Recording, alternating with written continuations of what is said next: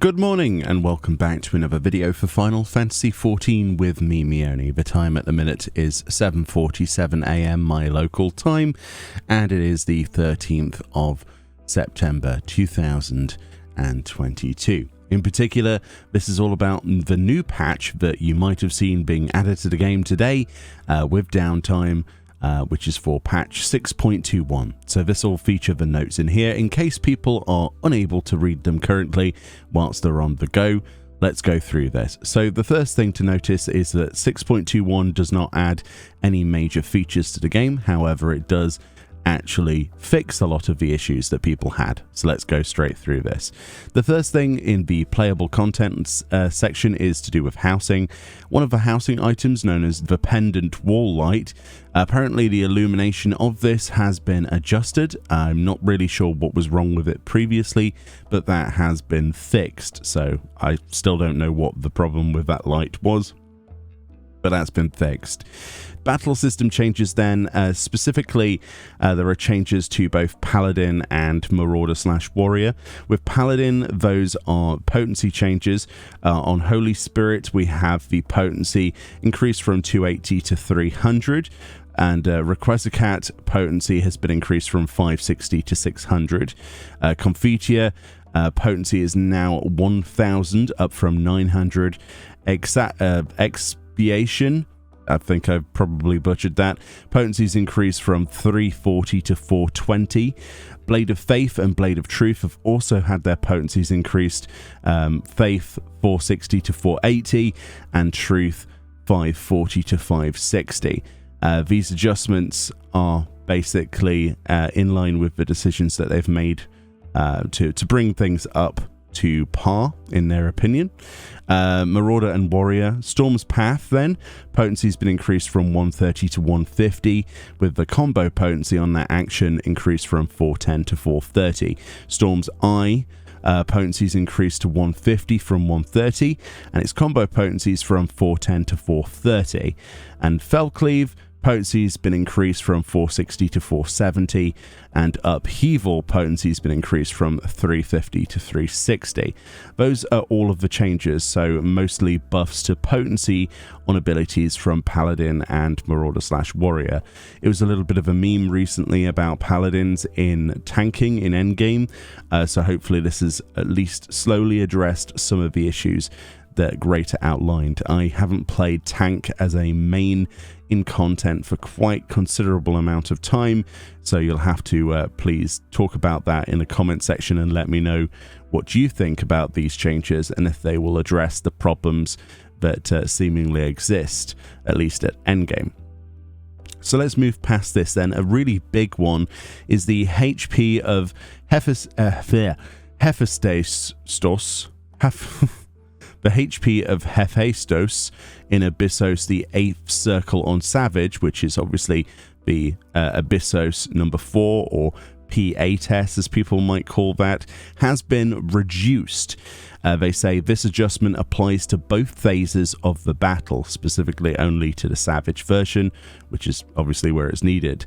They say, reasoning for HP adjustment. In our endeavour to create an encounter more challenging than Asphodelos, the 4th Circle Savage, the team responsible for final adjustment spent a great deal more time than usual working on balance for this raid battle. Under normal circumstances, the DPS of this team serves as a base for determining a boss HP value that results in clears as close to the time limit as possible. However, as extra time was dedicated to testing this battle, the team's overall performance proved to be higher than usual. As a result, the base values used for adjustments were too high, with final values roughly 1% higher than intended. We have reduced the boss's HP to bring the battle in line with our initial balance projections. We apologize for any inconvenience caused, end quote. So it's no surprise to many people that this nerf came. A lot of people that have cleared the 8th circle on Savage already are probably feeling quite smug with themselves. But honestly, from what I've seen, because I haven't gone there myself personally yet, to the final fight on Savage. But from what I've seen on Twitch and other people who have played this, a lot of the consensus from a great deal of those people has been that it's a very tough DPS wall, essentially. And a lot of people, at least at the time of release, were finding it very difficult, even with full pentamelded sets and the most perfect optimization that they thought in their head that they were doing. It's definitely been something that I've heard has caused quite a bit of contention with people thinking that they're not good enough and stuff like that. So I suppose what they really did is they put the values somewhere closer to ultimate in terms of a DPS check rather than actual Savage. So I guess they're getting a little bit good at what they do internally at Square Enix, as they say. And yeah, it definitely feels like it was more than 1% higher. It still remains to be seen, obviously, at the time of recording, what the changes are bringing to the table, how much easier it actually is. But I can imagine it's quite considerably easier compared to what was there previously. But anyway, if you did it already, pat yourself on the back, I suppose. Players will now receive the power of the Echo in Pandemonium Asphodelo Savage. So this is interesting. We've actually got a 10% Echo bonus to damage dealt, healing potency, health on Asphodelo Savage. Unlike other instances, the strength of the Echo will not increase in the event all party members are incapacitated. So if you wanted to do some of the Pandemonium Asphodelo stuff, you've got a 10% bonus to the Echo now, if you want to go and make use of that, which is cool. So this is a section I've really been interested in, the resolved issues. Let's see if they've addressed all of the things that I can think of. The following issues have been addressed. An issue wherein playing as Dragoon, wherein the effect of right eye granted by Dragon Sight is removed when the target party member under the effect of left eye is incapacitated. Interesting, I didn't know that was even a thing. Well, that's good. There was an issue on, here we go, Island Sanctuary, wherein certain animals did not appear despite meeting the requirements to find them. So this involves the weather and time-related spawns, such as the, obviously the alligator, the gobu, Pisa, things like that. Obviously, for those to appear, what you had to do previously was you had to be outside of the Island Sanctuary and then queue just after the point of its spawning. A lot of people were using websites to track this information, and of course those not in the know, were just really frustrated when they didn't see an animal when it was supposed to be there. So in theory, we shouldn't need to be outside of Island Sanctuary anymore to fix that bug, so that's good. More Island Sanctuary fixes then, wherein grazing animals were placed outside the pasture. This usually happens at sort of like tier 2 pasture, where you've upgraded that, and sometimes the animals would believe that it was still a tier, they would believe it's a tier 3 pasture, and they would actually go beyond the boundaries of where you could feed them. So feeding them or collecting items from them usually required either a reload of the instance by going out of Sanctuary and back in, or you could use /beacon and things like that, but it was very finicky, so you shouldn't have to do that anymore, in theory. Another issue on Island Sanctuary was addressed, wherein the workshop and granary did not function as intended under certain conditions. Interesting, I heard about that. I've not had any issues myself. There was also an issue where the Islekeep's index could be accessed outside the Island Sanctuary under certain conditions. That's interesting. Didn't know that one. There was an issue on the Island Sanctuary wherein nameplates erroneously displayed in situations where they should not. Not sure about that one. An issue wherein players who entered an instance duty or logged out of the game while on Island Sanctuary would return to the island at different locations under certain conditions. I've heard of that one. I've not seen that one, but yeah, that was quite disorienting, I would imagine. An issue on Island Sanctuary wherein certain achievements could not be earned despite meeting requirements. This infers to the 17,000 calories in a week earnings from the workshop for the, obviously the Paradise Trader achievement. Essentially, it was cutting off at the end of the week near the reset point. So they wanted to address that. So anything you do and does actually count now, so you should get that achievement if you've missed out on it. It was a bug. Very cool stuff. Island Sanctuary, wherein the online status would not automatically change between online and away from keyboard. Didn't know about that.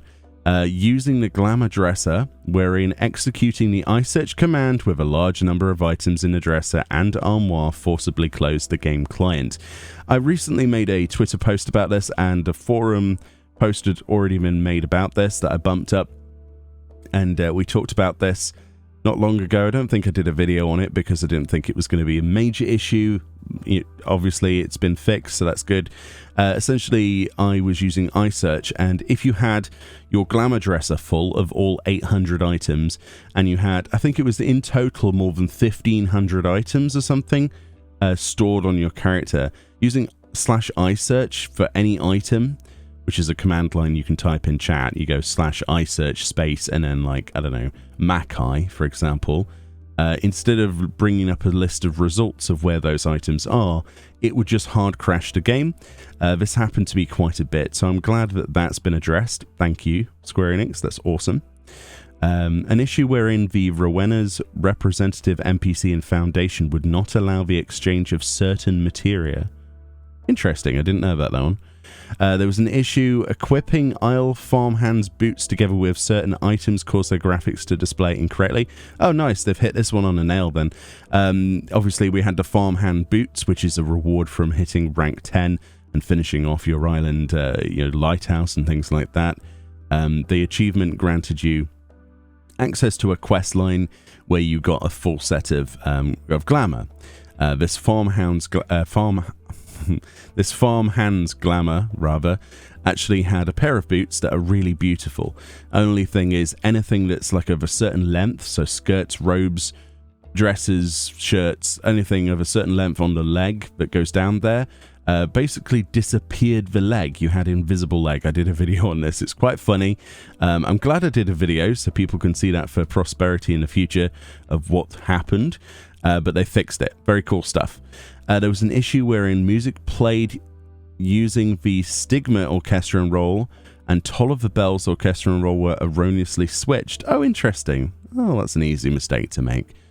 An issue wherein a blank confirmation prompt would appear when requesting gear repairs under certain conditions. Oh, I've not seen that one. That's interesting. But the new gear request repair function is amazing, by the way. Saves so much time in our raid group. An issue wherein the cost of teleporting from Stygian incessants cells was incorrect. An issue when using group pose wherein characters using certain emotes would not stop moving when paused under certain conditions. That's nice to see fixed. An issue when portraits linked to multiple gear sets were transferred from the beta version to the official version, wherein any edits made to said portraits were applied to all linked gear sets. Oh, interesting. Well, this didn't happen to me, but I can imagine that's quite frustrating. So, these things need to be ironed out. They are fairly new features. And the last one says an issue wherein the dynamic resolution function, which is currently in beta, was not achieving the expected effect even when the setting was enabled. This is the Windows specific version.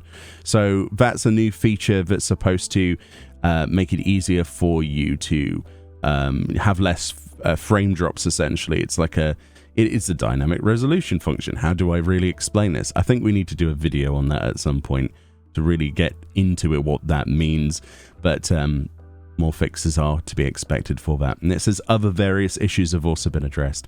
I think the big things to take from this are the Island Sanctuary changes to a lot of the problems, not needing to be outside, for example, to fix a bug, being able to get achievements, being able to use things, your animals will actually be in the right place. But the biggest thing has to be the health of the boss that I can barely pronounce. Hephaestus, is that right? Hephaestus? Not even going to try and butcher that any further. On Savage, that's going to be a big one. The other major change, obviously, is the change to Paladin and Warrior. Is this going to be enough? You let me know. Anyway, that was pretty much it for the patch notes for 6.21. So if you're interested as to what that patch is, if you want to be kept in the loop and you're not able to read this yourself, Hopefully that helped. Much love. Enjoy the rest of your day. I have lots of 6.2 goodies on the way in terms of video form, so check the rest of the channel out. Much love, and I'll see you all next time. Bye-bye.